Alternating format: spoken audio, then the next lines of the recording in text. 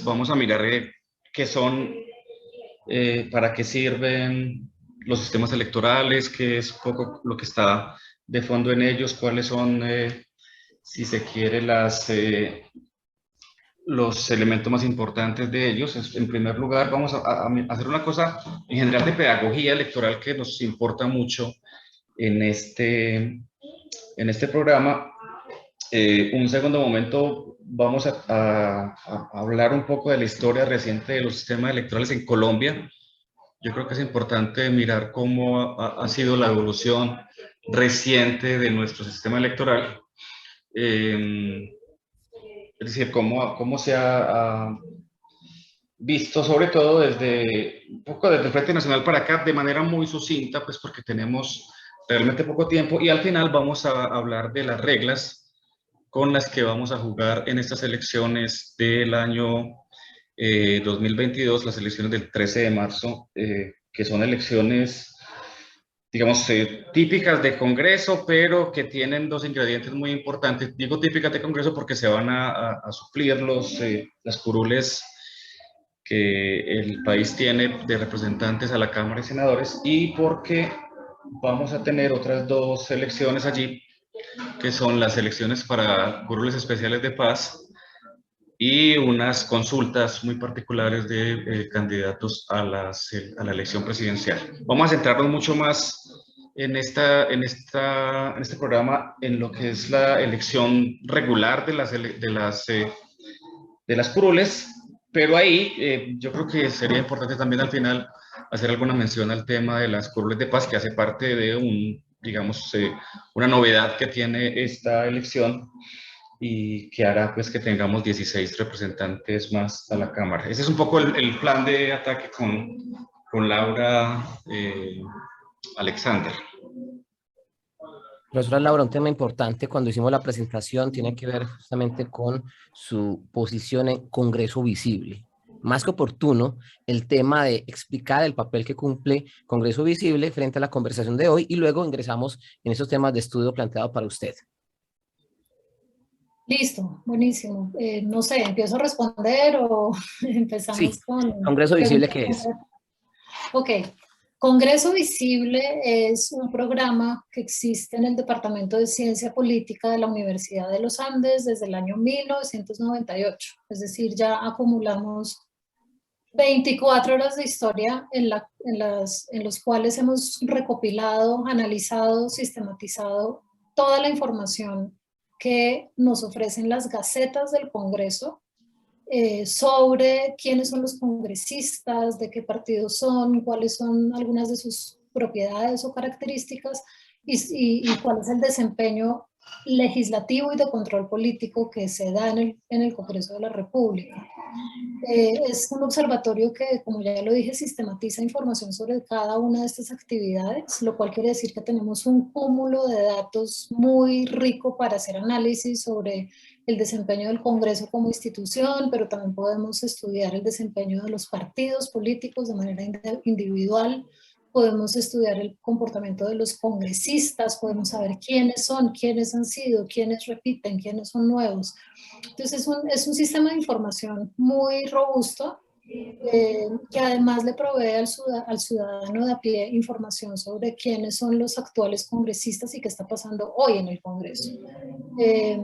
Es un sistema de información que nos ha permitido crear grupos de estudio que se interesan por entender las dinámicas internas del Congreso. Muchos estudiantes han pasado por su semillero y se han formado allí, o por lo menos han profundizado un poco su conocimiento en lo que es esta institución tan importante para el país. Y bueno, ya hacemos trabajo académico, trabajo investigativo con toda esta información que acumulamos allí. Sí, Laura, muchas gracias por ubicarnos también. Tradicionales justamente de conversación con nuestra invitada, pero hablemos de esos primeros temas que usted nos dice son fundamentales para tratar con la profesora Laura Wills. Sí, gracias, Alexander. No, estaba diciéndole a la profesora Alexander que es muy importante ubicar a Congreso Visible, que es una de las organizaciones que tiene como misión, justamente como su nombre lo dice, visibilizar a los congresistas del país, de manera que la gente pueda conocer más de ellos y en ese sentido, pues tener más elementos para votar. Pues, y también es importante lo que vamos a hacer enseguida, que es explicarle un poco a la audiencia, Laura, en principio, una cosa muy gruesa, muy general, que es qué son o qué es un sistema electoral y más o menos cuál es su importancia en las democracias occidentales. Ok. Voy a contestar de manera muy concreta. Un sistema electoral es un conjunto de reglas, es un conjunto de reglas del juego que se definen en los diferentes sistemas políticos, en las diferentes democracias del mundo, con el objetivo de decidir, definir cómo se va a repartir el poder político electoral, ¿sí? El conjunto de reglas, pues como bien lo estoy diciendo, son diferentes reglas las que se establecen en esta determinación de cómo se elige el poder, y por eso es importante, digamos, en Colombia a lo largo de los últimos 30 años han cambiado algunas de estas reglas del juego, sobre eso hablaremos más adelante. Y lo otro que podemos ver es que no todos los países operan con las mismas reglas del juego, a pesar de tener regímenes democráticos, por ejemplo, ¿no? Entonces varían según lo que definan los hacedores del diseño institucional de los respectivos países, y la importancia de estas reglas radica en que son las que van a definir cómo se configura el poder político, cómo se distribuye el poder en un sistema de partidos. Entonces eso es en términos como muy gruesos lo que es un sistema electoral. Hay diferentes familias de sistemas electorales. No sé si elaboro sobre esa idea. Sí, yo creo que sí, pero antes quería preguntarte algo, Laura, a partir de lo que acabas de decir, que me parece muy importante, y es el tema de que es digamos, un sistema que lo que muestra es cómo se reparte el poder político en un país, ¿no? Y me surge un poco la pregunta de esas reglas mismas, la manera en que se hacen y la manera en que se diseñan, también son objeto de disputa política, ¿no? ¿Por qué no nos cuentas un poco eso? Digamos, de alguna manera también el seguimiento que ustedes hacen en Congreso Visible tiene allí pues como un asunto importante, pero en general ese es un tema también de disputa porque, y sobre todo cuando se trata de la disputa por las reglas que de alguna manera reparten el poder político, ¿no? O dicen cómo se debe repartir. Claro, es un tema de disputa política porque, pues, digamos, quienes hacen reformas constitucionales o reformas a los sistemas electorales son los políticos, ¿sí? Y los políticos no están demasiado interesados en cambiar las reglas del juego con las que fueron elegidos. Entonces, ya tengo el escaño, ya tengo la curul, ya gané el poder, ya pude competir y fui exitoso, no tengo ningún interés en cambiar estas reglas del juego porque corro el riesgo de perder poder haciendo una reforma política, haciendo una reforma electoral que me cambie, las reglas del juego y que defina un camino diferente para hacer mi campaña, para lograr apoyos, etc. Entonces, parte de la disputa tiene que ver con eso. Eso es lo que llamamos nosotros como la endogeneidad de la política, ¿no? Como que quienes hacen las reglas del juego son quienes ganan también el poder político. Entonces quien ganó el poder político no tiene mayor interés en perderlo con reformas que no sabemos muy bien qué consecuencias nos van a traer. Entonces a veces hay efectos inesperados de las reformas políticas con las que no cuentan aquellos que establecen esas reformas, y por lo tanto a veces eso explica también la resistencia a hacer esas modificaciones.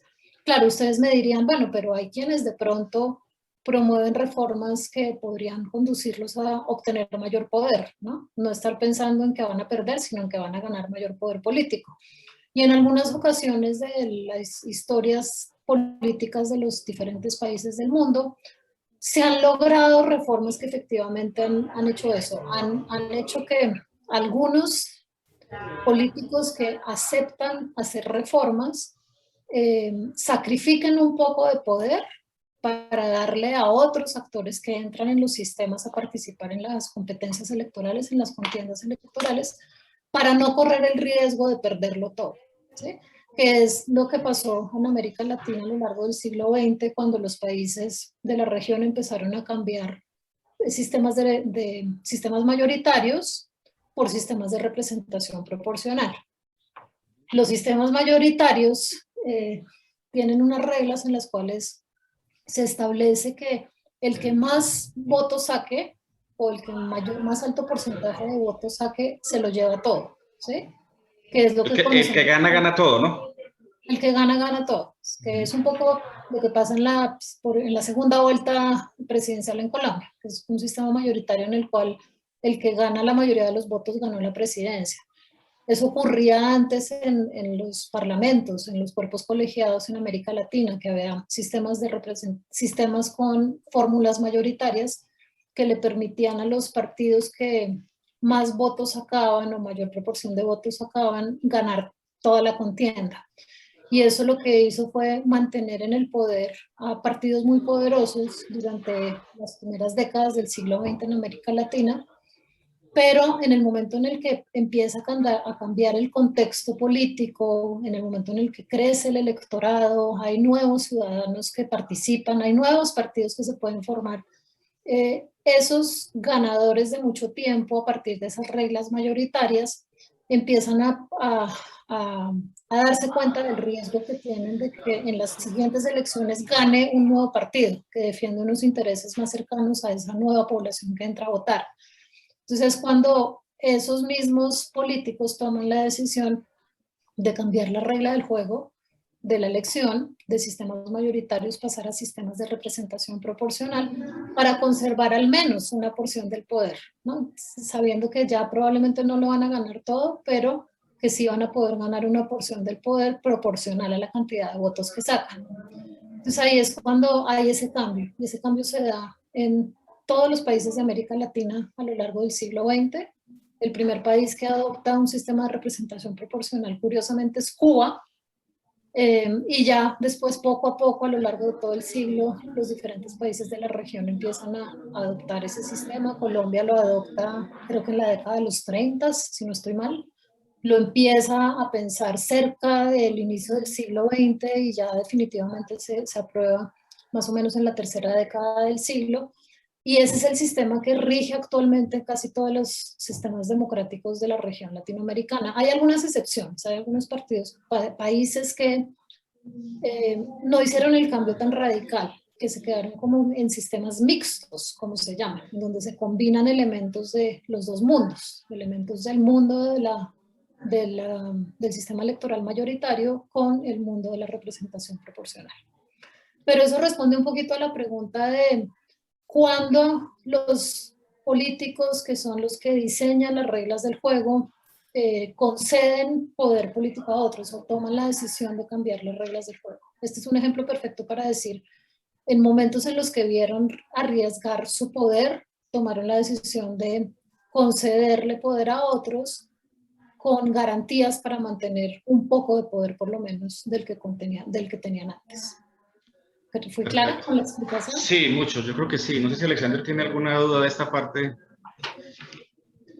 No, lo que quisiera preguntar a la profesora Laura es, justamente hablando de poder político, un sistema electoral, ¿quién lo regula? ¿O qué determina las regulaciones sobre él? No, ¿puedes repetir la pregunta, por favor? Sí, profe. Le preguntaba a un sistema electoral, al sistema como tal, ¿quién o qué lo regula? ¿Qué determina eso? Ya. ¿Quién lo regula? Pues las leyes que hay alrededor del mismo. Es decir, una vez se diseñan las reglas del juego, pues tienen que entrar a regir en las elecciones para las cuales se diseñan estos incentivos y pues hay reglamentaciones y las reglamentaciones también proveen detalles sobre cuál va a ser cuáles van a ser como esas reglas que van a generar ciertos incentivos a quienes participan en la contienda para jugar el juego adecuadamente, ¿sí? Entonces, claro, las leyes que se, que se, que se expiden, las leyes que se sancionan son las que dan los detalles de cómo es que operan estas reglas del juego, los códigos electorales. Laura, yo quisiera como que entráramos un poco al caso colombiano, porque bueno, ya hemos visto algunos asuntos generales de qué es, para qué sirve, quién hace el sistema electoral, pues que el sistema mismo electoral es objeto también de competencia y de pugnas, pues porque si eso da poder político, pues obviamente detrás habrá disputas por ello. Pero tenía una pregunta, digamos, en esa caracterización que existe ahora de cómo entran los sistemas proporcionales cada vez más a reemplazar a sistemas mayoritarios, pese a que todavía prevalecen algunos sistemas mixtos o en el continente. Pues, ¿cómo está ubicado ahí Colombia en esa clasificación? ¿Cómo lo ubicarías tú? Ya dijiste, tenemos un sistema proporcional más o menos desde la década del 30 del siglo pasado, pero digamos en el caso nuestro, ¿cuáles serían esas características gruesas del sistema nuestro? Ok, bueno, ahí para el caso colombiano podríamos decir que tenemos los dos mundos, porque de una manera elegimos a los a los cargos uninominales, es decir, al presidente, alcaldes y gobernadores, y eso a estos funcionarios los elegimos con el sistema mayoritario, ¿sí? Y aún dentro de esas reglas del juego para elegir a los mandatarios ejecutivos hay variación.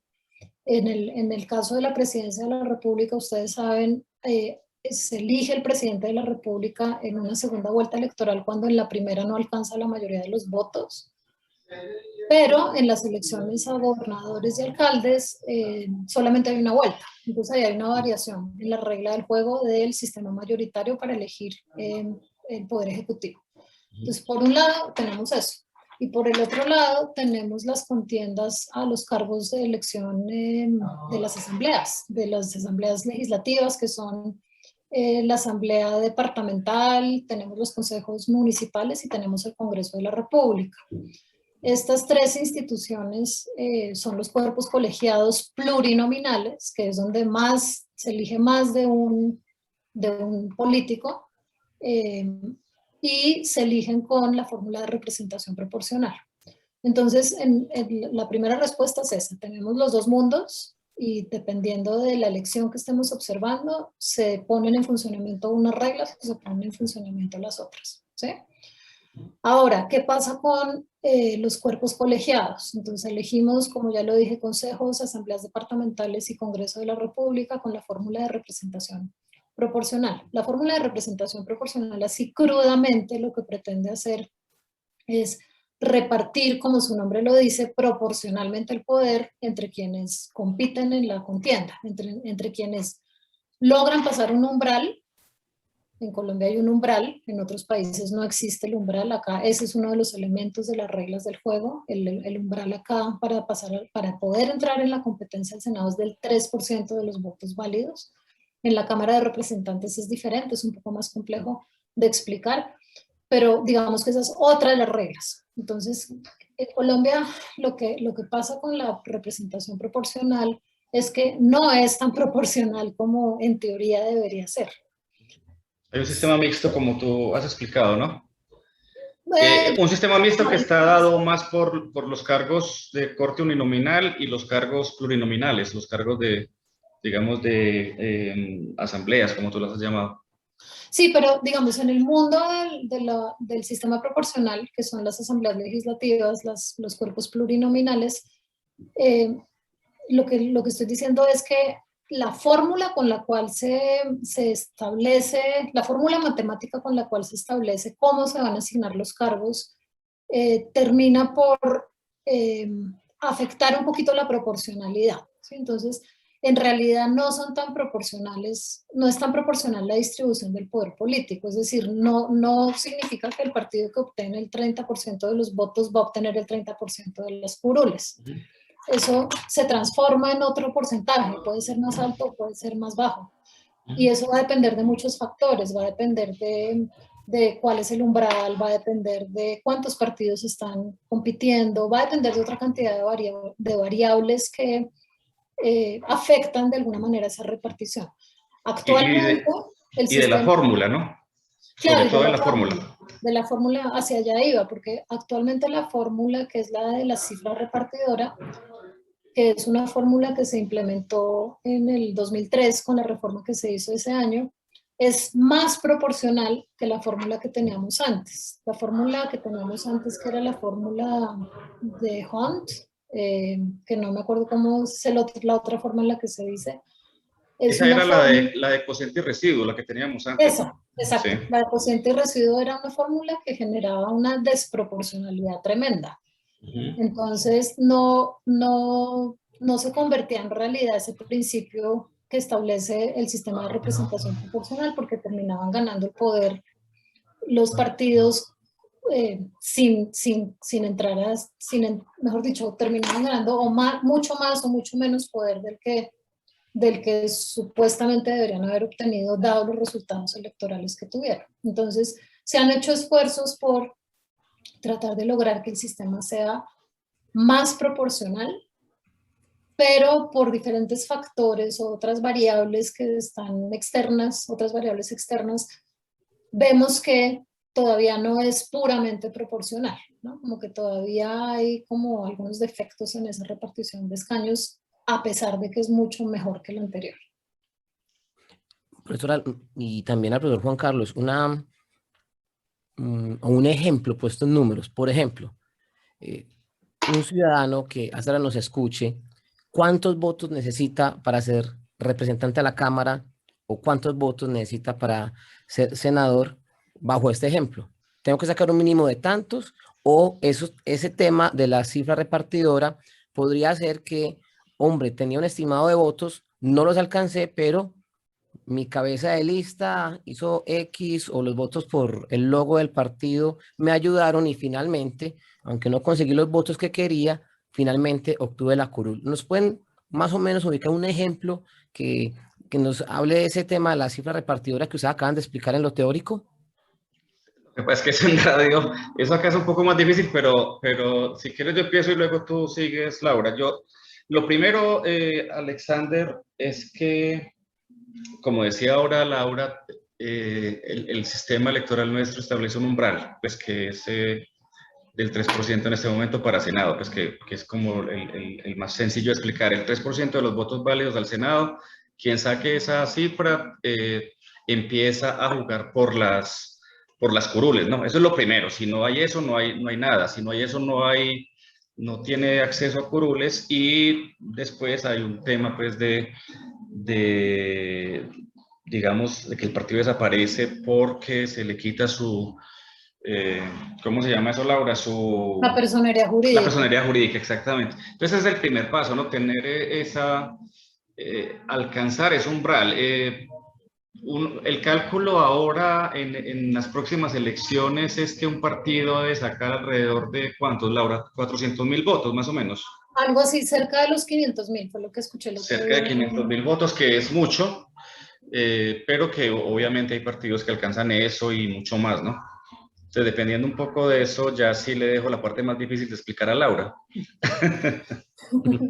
Entonces, umbral es lo primero.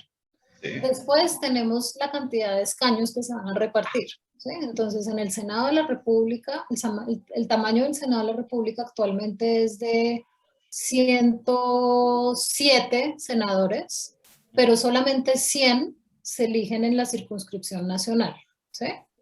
Los otros 7 son 5 cupos que se le otorgaron al Partido Comunes a raíz del acuerdo de negociación de paz que se estableció entre el gobierno nacional y las FARC, y 2 cupos que son reservados a los indígenas. Entonces, esa es la circunscripción especial para los indígenas. Entonces, 100 escaños se reparten en el país, en la circunscripción nacional, que es equivalente al país. Entonces, esos 100 cupos son los que se van a empezar a repartir entre las listas, o lista equivalente a partido, que logran pasar el umbral, ¿sí? Entonces, Cada una de esas listas tiene determinada cantidad de candidatos que están aspirando a obtener una curul. La curul la obtienen siempre y cuando, digamos, una vez logran entrar en la competencia, claramente la lista que más votos obtenga va a ser la lista que más curules va a lograr conseguir, de acuerdo a la fórmula de repartición de escaños de la cifra repartidora, lo que hablábamos antes de la representación proporcional, ¿sí? Pero entonces, para poder aspirar a una curul, y acá entonces empieza a ser súper difícil esto de explicar, porque la cifra repartidora es un número que se obtiene de una división en donde se tiene en cuenta la cantidad de escaños, ¿sí? Entonces, ese número es el que le va a servir a los partidos, mejor dicho, el partido obtiene tantas curules quepan en ese número, ¿sí? Quepa el número de votos que sacó. Sí. Si ellos sacaron, pongamos la cifra mágica que dijiste ahora, 500.000 votos, ¿cierto? Entonces, ese número de 500.000 se divide por 1, 2, hasta, en el caso del Senado, hasta 100, ¿cierto? Si fuera necesario, ¿no? Pero ese es como, la fórmula dice eso, ¿no? Ese es como el límite. Solo que la cifra repartidora seguramente se encontrará antes y es un número que permite dividir ese número de votos, ¿sí? Y cuantas veces ese número de votos quepa en la cifra repartidora, ese partido obtendrá curules. Exacto. Más o menos, ¿cierto? Sí. Sí, algo así. Es muy enredado porque eso requiere tiza, pues, y tablero, u otras formas de mostrarlo, pero bueno, un poco la pregunta de Alexander también entiendo, iba hacia, hay partidos que, hay personajes que sacan muchos votos y posiblemente ese personaje no obtiene curul, ¿cierto? Por una razón, porque su partido no obtuvo el umbral para pasar, ¿cierto? Que es lo primero que tiene que surtirse. Y ya luego hay algunos señores que obtienen muchísimos votos. En los casos nuestros, pues mencionemos Álvaro Uribe, Antanas Mockus, Roy Barreras, Robledo, los que no van a estar ahora, entre otras cosas. 4 o 5 de los que no van a estar ahora son los más votados. Y esos señores normalmente llevan 900.000 votos en el caso de Uribe, 500.000 votos en Mockus, 300.000 en el caso de Robledo, por decir algo. Y esos señores no solamente sacan su curul, sino que ayudan a que el partido saque otro número de curules importantes, ¿no? A pesar de que otros que estén allí saquen pocos votos. Claro, hay que explicar también que la mayoría de las listas nuestras son listas abiertas, que ese es otro elemento de nuestro sistema electoral. Son listas abiertas, entonces la gente vota por el personaje, ¿sí? Y eso hace que, bueno, eso tiene muchos problemas que no sé si alcancemos a hablarlos ahora, pero en últimas lo que se hace luego es que la repartición de esas curules se hace de acuerdo a cómo quede ordenada esa lista de acuerdo a la votación y no a la ordenación, digamos, inicial de la lista de 1 a 100, sino que si el número 50 sacó más votos, ese será el primero, y de ahí hasta abajo. Pues es un poco complejo, pero creo que por ahí vamos explicando de a poco, Laura. De acuerdo, entonces otro de los elementos del sistema electoral colombiano son las listas, es el tipo de listas que se define. Entonces esto es sui generis en el mundo, yo creo, y es que en Colombia los partidos pueden decidir qué tipo de lista van a implementar en la campaña electoral, entre dos opciones, las listas cerradas y las listas con voto preferente, que es justamente lo que Juan Carlos acaba de explicar. Las listas, en cualquier caso, y eso es una cosa que es común tanto en las listas cerradas como en las listas con voto preferente en Colombia, es que en cualquiera de las dos, todos los votos que se acumulan, bien sea por el candidato de mi preferencia o por el partido de la lista cerrada, todos los votos se acumulan al nivel del partido, ¿sí? No se pierden, es decir, así el señor que sacó X cantidad de votos no haya sido elegido, esos votos le sirven al partido para pasar el umbral o para entrar en esa competencia de repartición de escaños. Puede ser que simplemente el candidato por el que se votó con el voto preferente no logre la cantidad de votos que se requieren por la cifra repartidora y por eso no salga elegido. Perdón que me atoré. Pero sí, ese es otro elemento súper importante, pero una cosa que es importante resaltar es eso que estoy diciendo, es que los votos no se pierden, como sí se perdían en el pasado, ¿no? Entonces, esto es una reforma, una de las reformas que se hicieron en el 2003 tiene que ver con eso. Son útiles todos los votos, entonces vale tanto el voto que obtuvo el candidato 100 de la lista que nadie conoce, como el que obtuvo, como el candidato 3, que es un personaje súper conocido. Los unos y los otros se acumulan al nivel del partido y al partido le sirve eso para sumar votos que después van a contarse en la repartición, en el umbral. Bueno, pues el primer reto es ese, como ya lo hemos dicho antes. Sí. ¿Qué pasa con las... Dale, Laura. No, para complementar un poquito lo que estabas diciendo, entonces, las listas cerradas que tienen personajes súper conocidos, como los mencionaste, Álvaro Uribe, Mocus, Robledo, entre otros, pues dado el poder electoral que tienen estos personajes, los partidos los ponen como cabezas de lista muchas veces cuando son listas cerradas, ¿no? Porque entonces las listas cerradas lo que predefinen es el orden de la lista y según la cantidad de escaños que obtengan por la repartición que se hace con la cifra repartidora, van ganando el poder, el número 1, el número 2, el número 3, en el orden preestablecido por el partido. Diferente cosa pasa en las listas con voto preferente, y es que ahí, Juan Carlos ya lo dijo, la votación ordena la lista, entonces gana, así, no sé, el personaje que está en el puesto número 17, que tuvo la mayor cantidad de votos preferentes, es el primero en ocupar la curul, ¿sí? Entonces eso es súper interesante porque nos permite ver un poquito también cómo es, pues cuáles son las decisiones que toma el partido internamente cuando muestra y publicita cómo ordenó sus listas. Es una estrategia, finalmente. Sí, Laura, política. Vale. yo me quiero volver un poco, si podemos, Alexander ya nos tiró a lo de ahora, pero es interesante pues obviamente mirar cómo es que la gente está también ávida de conocer cómo es que es eso. Pero quisiera volverme un poquito, Alexander y Laura, para que miremos un asunto, y es que, bueno, Colombia ha sido un país eminentemente electoral desde 1837, entiendo yo, hay datos de elecciones en Colombia, ¿no?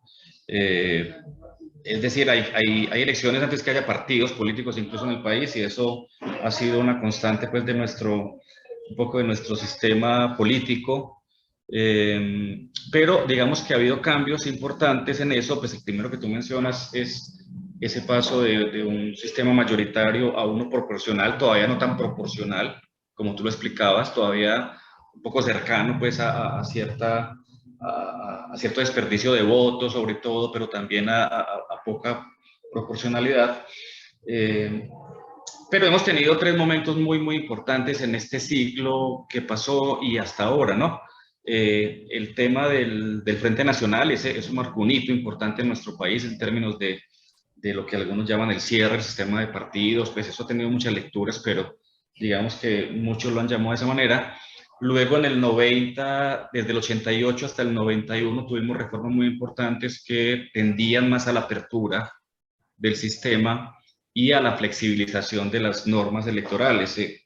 Casi que se podía armar un partido político con 10 tapitas de gaseosa y algo más, ¿no? Es decir, era muy fácil configurar un partido político regional incluso y de corte nacional.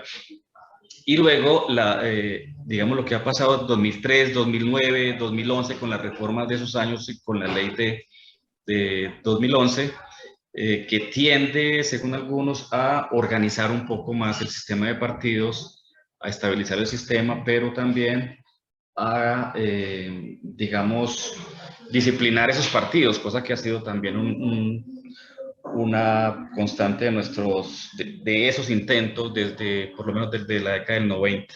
Entonces, un poco ahí la pregunta, pues para que lo conversemos, Laura, es en ese panorama de largo aliento que he mencionado, ¿cuál es el balance general que tú haces en ese tema de cierre, apertura, en ese tema de exclusión, inclusión, qué tan incluyente o qué tan excluyente es nuestro sistema o ha sido, y cómo estamos ahora, ¿no? Digamos un poco cómo estamos también para, de acuerdo a lo que hemos vivido en estos últimos años, desde por lo menos desde el año 57, 58 que empezamos el Frente Nacional.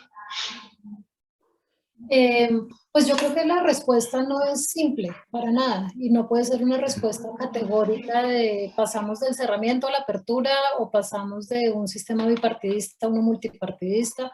Yo creo que la respuesta es compleja y es muy compleja cuando tenemos en cuenta el territorio nacional y una mirada al nivel subnacional, ¿no? En donde vamos a encontrar también un montón de variaciones, en donde vamos a encontrar municipios en los cuales sigue arraigado el bipartidismo versus otros en donde hay un multipartidismo súper polarizado, pero además una atomización interna de los partidos. Entonces, la respuesta me parece que es compleja. A simple vista yo diría, pues sin duda ha habido cambios y yo me pondré en lugar de quienes ven estos cambios de una manera positiva, en el sentido de que sin lugar a dudas la configuración del poder se ha transformado en el sentido de la apertura que se esperaba, ¿no? De darle voz y poder político y participación y competencia a partidos que en el pasado no tenían ninguna opción. Durante el Frente Nacional, pues sabemos que tenemos un sistema bipartidista discutido por varios, ¿no? Algunos nos dicen no era tan bipartidista porque los partidos políticos tradicionales, que eran los únicos que entraban en la competencia, estaban muy faccionados internamente. Entonces hay quienes dirían, hay quienes han dicho, eso era un sistema multipartidista escondido. Sí, un poco lo que ha dicho David Roll, entre otros, ¿no? Pues que David ha mostrado un poco que finalmente el supuesto bipartidismo, pero realmente en un par de ocasiones, que de resto hemos tenido como otros sistemas de partidos, que es otra cosa, ¿no? Sí, exacto. Pero bueno, digamos que yo creo que sin duda ha habido una transformación favorable a la apertura, así como una conclusión general que yo diría, pero también diría que hay que prestarle atención a los detalles, y hay que prestarle atención a Los matices.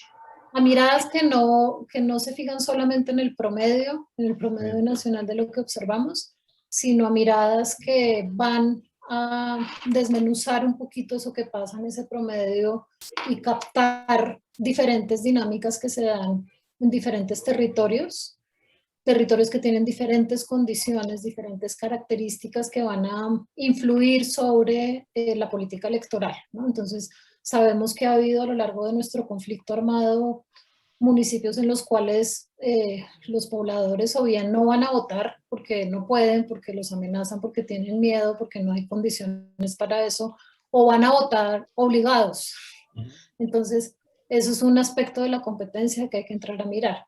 O sabemos que hay municipios de nuestro país en los cuales hay unas mafias tremendamente poderosas que determinan una competencia muy desigual porque las campañas se vuelven costosísimas y con campañas tan costosas, pues aspirantes que no están dentro de la onda de esa mafia, pues no pueden aspirar a la competencia.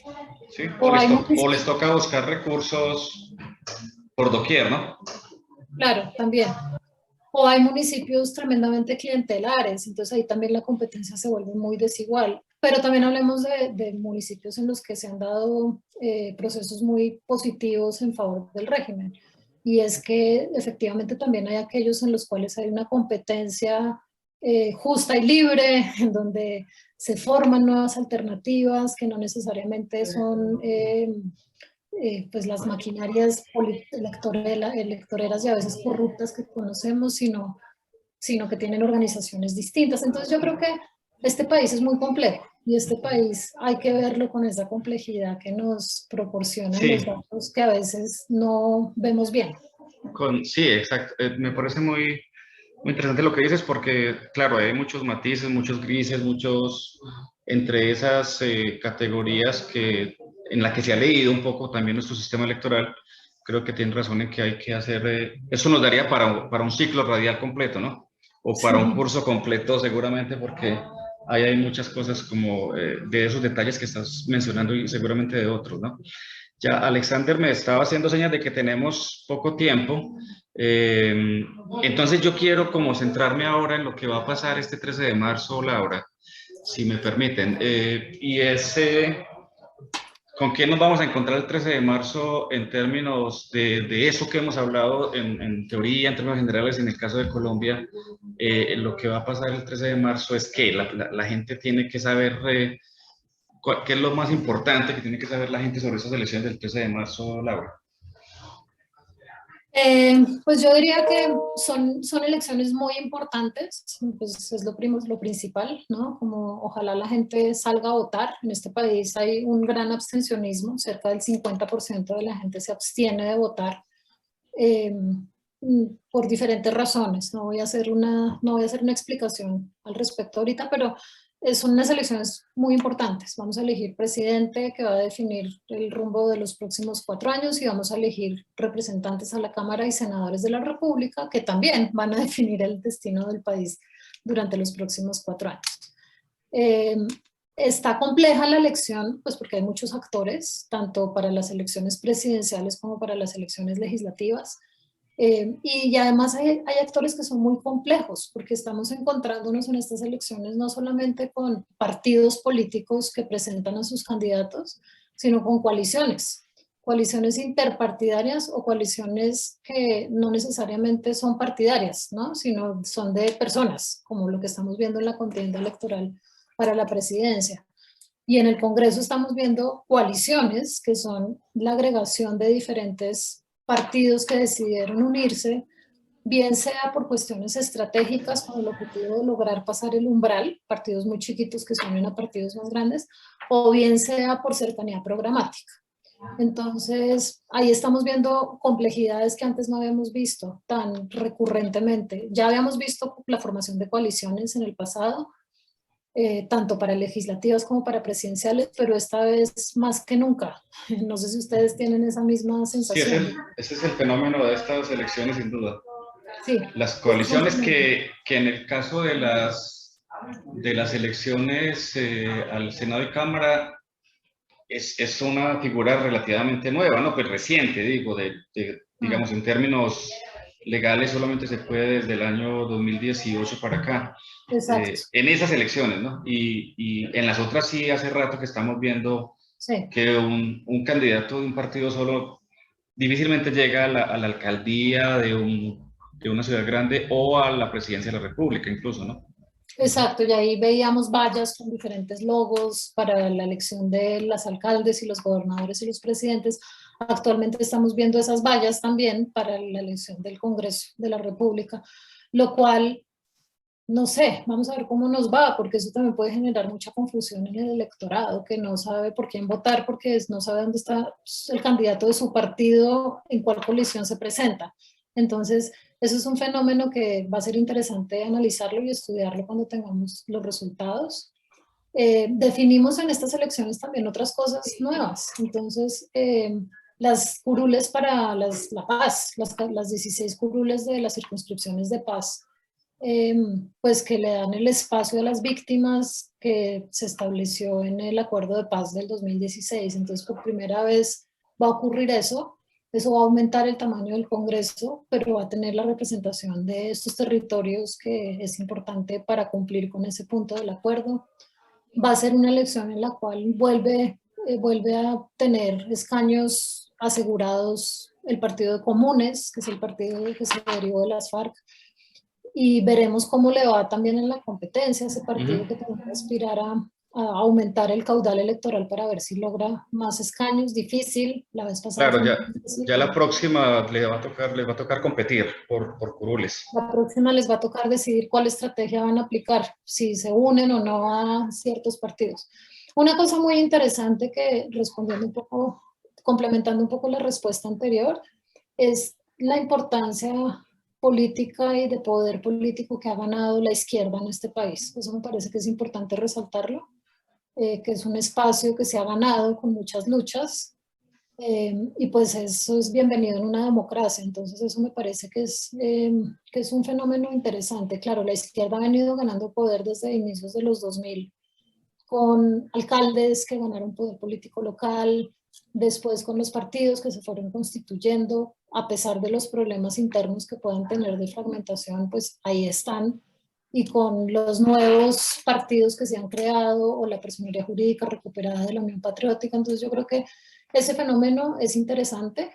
Creo que pueden ganar una porción significativa del poder en el Congreso de la República, y eso pone pues al centro y a la derecha a revisar entonces cuáles son las decisiones que van a tomar frente al nuevo presidente que quede elegido. Entonces, lo otro importante que va a ocurrir es eso, es que vamos a elegir presidente y dependiendo de quién gane, veremos cuáles son las jugadas que se van a dar en el Congreso de la decisión que van a tomar los partidos por ubicarse o bien sea en la coalición de gobierno, en la oposición o declararse independientes, que es lo que les permite el nuevo estatuto de la oposición que apenas lleva 4 años de vigencia. Entonces eso también va a ser importante e interesante. Sí, yo creo que estamos ante una... Ahora el profesor Juan Carlos. Dale, Alexander. Sí, en esa parte final, porque nos quedan como 5 minutos, hay un tema importante que si nos lo pueden resumir, y tiene que ver con si tendremos algo nuevo. Yo recuerdo que hace 4 años teníamos pendiente que quien perdiera la presidencia terminaba de senador, es decir, Gustavo Petro, y su candidata a vicepresidente terminaba la Cámara de Representantes. Esa fue una novedad que tuvimos hace 4 años. Otra novedad, lo que acaba de decir la profesora Laura. Nos declaramos partido de gobierno, independientes o de oposición, porque hemos tenido diferentes reformas en los últimos años. Aparte de las curules de las circunscripciones especiales de paz, que nos darán 16 nuevos o nuevas representantes a la Cámara, ¿hay alguna novedad importante que se deba destacar para las elecciones próximas del 13 de marzo? Aparte del tema de las coaliciones, que como ustedes nos referenciaron, vuelven las elecciones del 13 como una especie de primarias muy parecido quizás a lo que pasa en Estados Unidos. ¿Hay alguna novedad que ustedes nos digan antes de que se acabe el programa? La novedad fundamental de 2022 es esta. No sé, Juan Carlos, si tú sabes. No, yo creo que ahí están más o menos en las que tú dijiste y en las que recordó Alexander. Yo no conozco otras. Ahora, en términos normativos, creo que esas son. Pues no sé si tú tienes algo más ahí que añadir, Laura. Sí, creo que lo que pasa es que no alcanzó a ser, ¿cómo se dice eso?, revisada por la Corte Constitucional, pero se aprobó el mandato de las listas cremalleras con el 50% de las mujeres incluidas en las listas partidarias. Sí. Creo que eso no, algunos partidos lo están implementando, a pesar de que creo que falta la revisión de constitucionalidad de la ley, pero es una ley que se aprobó en el Congreso de la República. Eso no quedó, pero sí hay algunos partidos que están intentando pues hacerlo pues dentro de sus listas y eso es como loable que se haga pues a pesar de que no esté la norma vigente como tal. Yo creo, Alexander, un poco para ir cerrando, si me permites, como que vayamos concluyendo. No sé, tenemos poco tiempo, pero en términos, yo estoy muy de acuerdo con lo que dice Laura de no solamente las novedades de tipo normativo que hemos mencionado, sino la novedad de, un poco como dice el título del programa de hoy, de lo incierto, ¿no? Que son siempre que deberían ser siempre las elecciones y la democracia, y en particular las elecciones. Y yo creo que ahora estamos muy en eso porque tuvimos tiempos de los que recreamos ahora donde se sabía quién iba a ganar, más o menos, ¿no? Es decir, a pesar de que hay competencia electoral, a pesar de que había partidos opositores al Frente Nacional, pues siempre ganó el Frente Nacional por una u otra razón que no vamos a ahondar ahora acá. Después, cuando llega un poco lo que se ha llamado el uribismo desde 2002, cuando se presentaba Uribe siempre sabíamos que iba a ganar él y ganaba en primera vuelta, y después pensábamos que iba a ganar el que él apoyara, y eso sucedió en algunas ocasiones, ha sucedido por lo menos en el caso de Santos, uno, y en el caso de Duque. Es decir, casi todos estos 20 años también hemos tenido como algún nivel de certidumbre en eso, pero se ha aminorado por lo menos desde el 18, ¿no? Fíjate que en el 18 ya tuvimos un nivel de expectativa muy alto por quien fuera a ganar. No ganaron en la primera, después no siempre han pasado a la segunda, o siempre han pasado a la segunda, pero no siempre es con el favoritismo que habían tenido, y ahorita dudamos que el uribismo pase a la segunda, ¿no? Que es una cosa que es también inédita en estos últimos 20 años, y por eso tenemos unas elecciones que por lo menos van a estar muy, muy interesantes. Yo no sé qué dice Laura. Y esa incertidumbre aumentó, esa incertidumbre también se está explicando porque no hay reelección, ¿no? Eso es una novedad. O sea, Sí.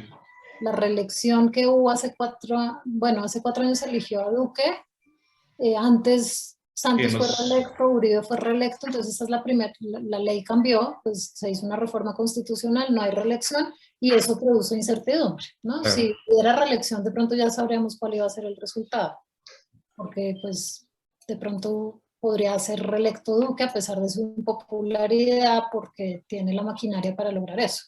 Entonces, esa es una novedad, respondiendo a tu pregunta.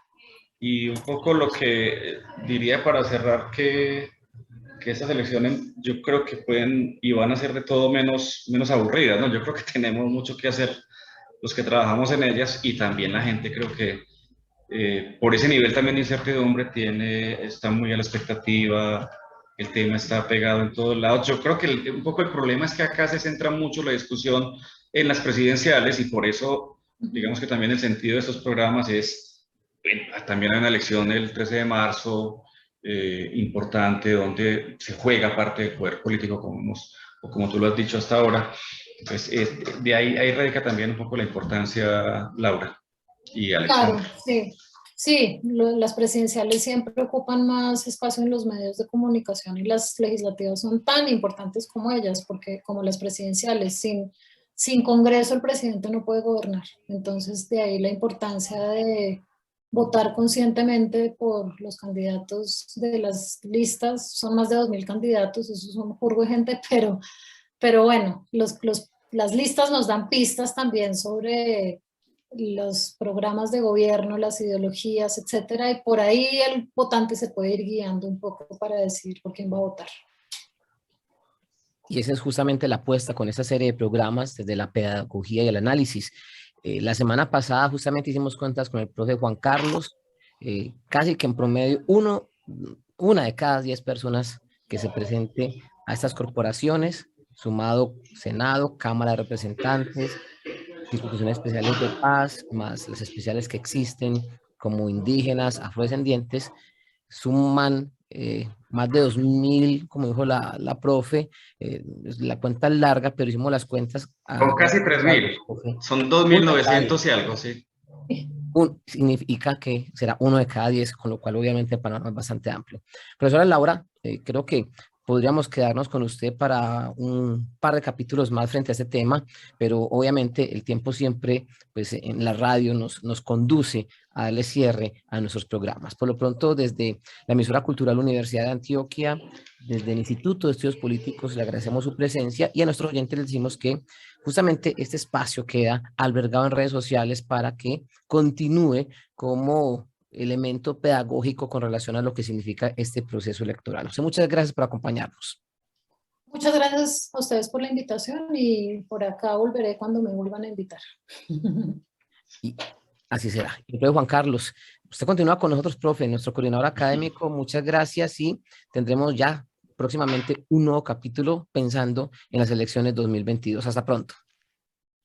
Alexander, gracias, y a Laura también por haber aceptado la invitación y por la conversación. Muchas gracias. Muchas gracias a ustedes. Buena tarde.